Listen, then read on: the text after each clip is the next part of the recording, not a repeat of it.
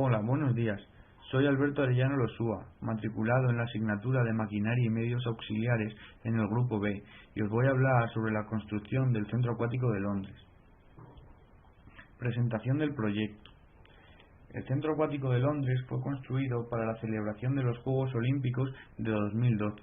Con una capacidad para 17.000 personas, el centro acuático se sitúa a 3 kilómetros del centro de Londres, en uno de los barrios más pobres de la ciudad. Esta infraestructura fue diseñada por la arquitecta Zaha Hadid para que una vez finalizasen los Juegos, las piscinas pudiesen tener un uso comunitario para la población más desfavorecida de la ciudad. Esta infraestructura tiene una gran importancia en el marco de los Juegos, ya que es la primera piscina de tamaño olímpico de la ciudad, y albergará una piscina de entrenamiento, una de salto con un nuevo diseño del trampolín y otra piscina olímpica. Partes del proyecto. La instalación está constituida principalmente por una cubierta curvada de acero de 3.000 toneladas, apoyada únicamente en 3 puntos, lo que la convierte en la de mayor longitud del mundo, además de un sistema de gradas desmontable para su uso a posteriori tras la realización de los Juegos, un techo de madera de 37.000 piezas de madera de Brasil, y todo esto con una geometría que hace que parezca que se fusiona con el terreno. Primera fase de la construcción. Para la realización del proyecto se comenzó con la realización de una plataforma estable sobre la cual se pudiese instalar maquinaria pesada para la realización de la cubierta. Para esta labor se contó con la maquinaria de movimiento de tierras, como las retroexcavadoras, dumpers, palas cargadoras y retrocargadoras. Este trabajo duró aproximadamente un mes, hasta que se pudo iniciar las labores de cimentación de los 3 únicos puntos de apoyo, sobre los cuales se situaría la cubierta. Estos soportes son de hormigón armado especial para poder soportar las cargas que supone una estructura como esta. La cubierta. Esta cubierta está constituida por 11.000 metros cuadrados de tejado de acero con 2 curvas de 35 metros cada una de norte a sur y la otra de este a oeste, lo que la convierte en uno de los tejados más difíciles de realizar del mundo y la parte más compleja de todo el centro acuático. Se ha descrito el tejado como una curva hiperbólica, lo que quiere decir que tiene 2 curvas diferentes en 2 direcciones diferentes, una de norte a sur y la otra de este a oeste. ¿Pero por qué tiene esta forma? Mirando el eje norte-sur del edificio, el tejado sube, baja y vuelve a subir, lo que le permite que en el interior se encuentren 2 piscinas, cada una con su propio espacio para desarrollar cada deporte independientemente. Por otra parte, el eje este-oeste de la cubierta sube, baja y vuelve a subir. Esto se realiza para que las 2 piscinas se encuentren en el centro, mientras que a los lados se situarán las gradas para los espectadores. De esta manera se consiguen unas vistas completas de todo lo que ocurre en las piscinas. El esqueleto de acero. Para la ejecución del esqueleto de acero de 3.000 toneladas de la cubierta se dio un plazo de ejecución de 8 meses. Este esqueleto está formado por cerchas de acero que se apoyan únicamente en 3 puntos, eliminando la necesidad de colocar columnas que serían un obstáculo para la visión del espectador.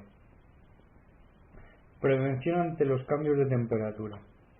La cubierta se diseñó para soportar el duro clima londinense. Teniendo en cuenta que los cambios de temperatura hacen que el acero se arquee y se contraiga casi 15 centímetros, se tomó una medida utilizada en la construcción de los puentes.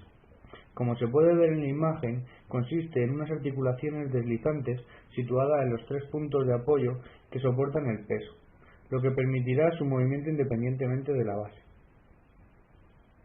Transporte e instalación de las cerchas. Las cerchas vienen por carretera en camión desde Gales, a 200 kilómetros al este de Londres, en remolques especiales de 32 metros de longitud. La primera cercha que se instala es la T9, que será la encargada de la sujeción del tejado en la zona norte. Se necesitan 3 grúas para elevarla del remolque con mayor precisión, para no dañarla, pero la elevación hasta la posición definitiva se realizará con una única grúa. Los factores más decisivos a la hora de realizar la elevación y colocar la cercha en la posición definitiva son el viento y la precisión y coordinación que requieren todas estas operaciones. Fabricación de las cerchas. Para cumplir con los plazos es importante que la empresa encargada de la construcción de las cerchas fabrique todas en menos de 8 meses. Para su fabricación se crean modelos tridimensionales en el ordenador, que se introducen en las máquinas de corte y perforación. La máquina encargada de realizar los cortes del acero es una máquina que utiliza el corte mediante plasma bajo el agua, para que no se produzcan distorsiones. Una vez cortadas todas las piezas de una cercha, queda la parte más difícil de la operación, que es soldarlas. Soldadura de las cerchas. Para soldar todas las piezas hay 50 soldadores experimentados trabajando en soldaduras de planchas gruesas y en ángulos extremos, lo que dificulta gravemente la soldadura. Primero se debe calentar el acero a unos 100 grados para que la soldadura no se agriete, y una vez soldado, un inspector revisa todas las soldaduras con el fin de encontrar anomalías o imperfecciones. Las cerchas T8. Las cerchas más complejas de fabricar y posicionar, debido a la gran cantidad de soldaduras que requieren, son las T8, que se colocarán en las columnas norte. Cada poste T8 se proyecta otras 4 cerchas, que juntas soportarán más del 60% del peso total de la cubierta. Debido a que los T8 serán las piezas que soporten el peso del tejado, deben tener unas soldaduras perfectas sin ningún defecto, lo que obliga a tener que realizar soldaduras reiteradas veces hasta que pasen las inspecciones de calidad. Verificación del posicionamiento. Una vez posicionados los postes T8, se realizan las comprobaciones con una estación total, para ver si se encuentran en la posición correcta y no se ha inclinado más de 1 milímetro, ya que una pequeña desviación en esta pieza puede hacer que al colocar el resto, esta desviación se multiplique por 200, haciendo imposible encajarlas en su lugar. Soporte temporal de las cerchas. Para que todas estas cerchas se mantengan en su posición durante la ejecución de la obra, es decir, antes de que se apoyen las cerchas del lado norte con las del lado sur, se instalan unos caballetes temporales que harán la función de apoyo para que no colapse.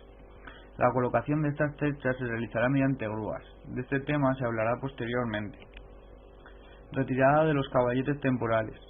7 meses después del inicio de las operaciones, las 3.000 toneladas del techo están colocadas en su posición final, y ahora hay que retirar los apoyos temporales que sostenían la estructura.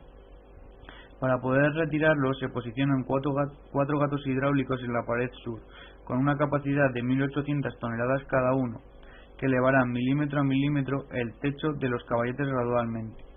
Se eleva el tejado 210 milímetros, soportando 340 toneladas, aproximadamente un 10% del peso total, y se realiza una inspección para ver si no se deforma la estructura, y todo se comporta de la manera prevista.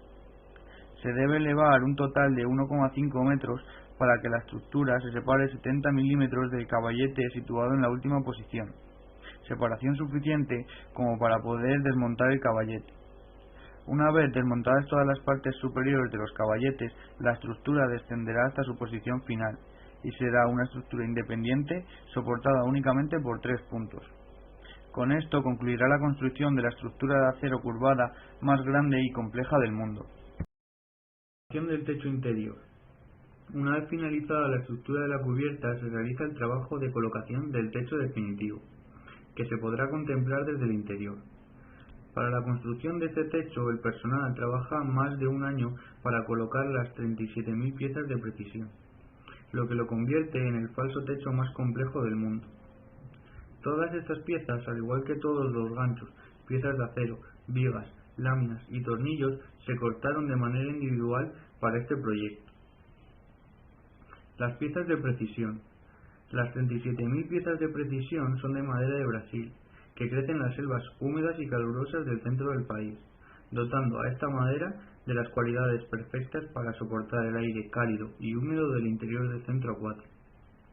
Estas piezas cuelgan suspendidas de 2.500 ganchos de acero.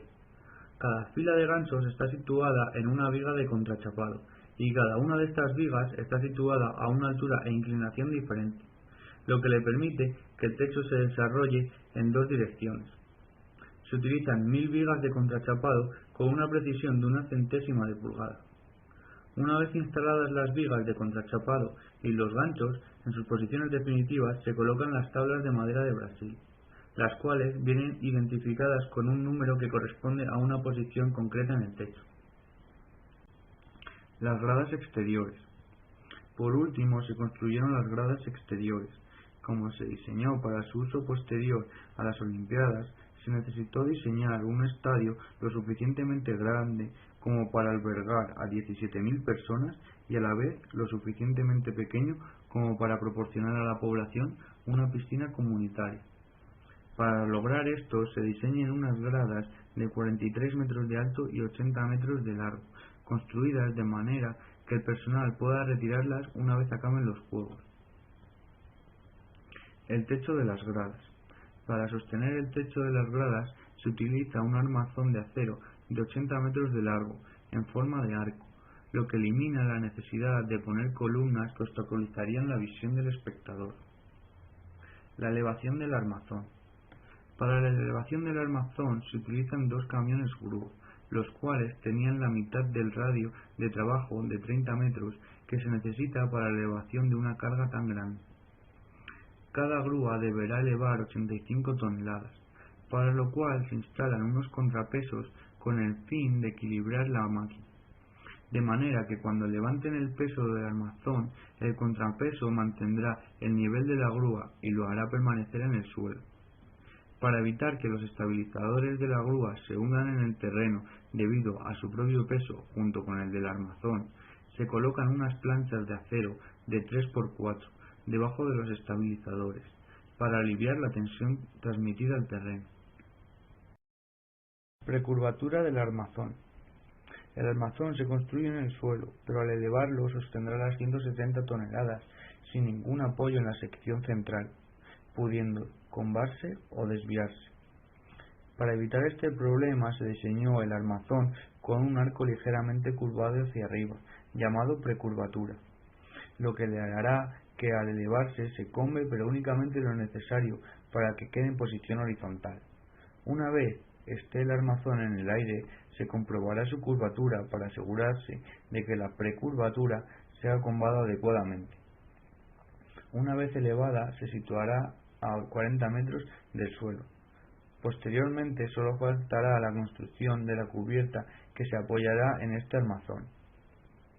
Hay que recordar que todas estas instalaciones de las gradas se desmontarán cuando finalicen los juegos. Y una vez finalizadas las gradas, todas las partes importantes del proyecto quedarían terminadas y solo quedarían labores de estética y finalización. Maquinaria utilizada. Además de la maquinaria de movimiento de tierras que se utilizó para la construcción de la plataforma sobre la cual posteriormente se posicionaría el resto de la maquinaria, la máquina que más se utilizó fue la grúa, tanto grúas de cadenas como grúas móviles. Las grúas de cadena o de orugas utilizadas para la elevación de las cerchas garantizan una gran tracción y estabilidad aun en las peores condiciones del terreno y ayudan a dar esos radios de alcance tan grandes que estas grúas ostentan. La sección superior de la grúa, de pluma estructural, está formada por secciones. Cada sección está construida a base de tubos de acero especial entrelazados, lo que al final deriva en una pluma bastante fuerte, pero a la vez ligera. Este mismo diseño permite que el viento corra a través de ellas, por lo que la fuerza lateral que éste ejerce sobre la pluma es mínimo, con capacidades desde 100 hasta 1300 toneladas. Las grúas empleadas en la elevación del armazón, que son las grúas montadas sobre camión, que poseen unos estabilizadores para no dañar la mecánica. Con una carga máxima de 350 toneladas, con un radio de 3 metros, una pluma telescópica de hasta 60 metros, un motor de 8 cilindros de 450 caballos y un peso de 72 toneladas con una velocidad de traslación de 80 km por hora. La producción en estas máquinas es poco representativa, ya que no es constante a lo largo de todo el proyecto, ya que no solo influyen las características de la máquina, sino que hay que tener en cuenta muchos otros factores, como pueden ser el viento o la coordinación de los operarios. Muchas gracias por su atención y espero que les haya gustado.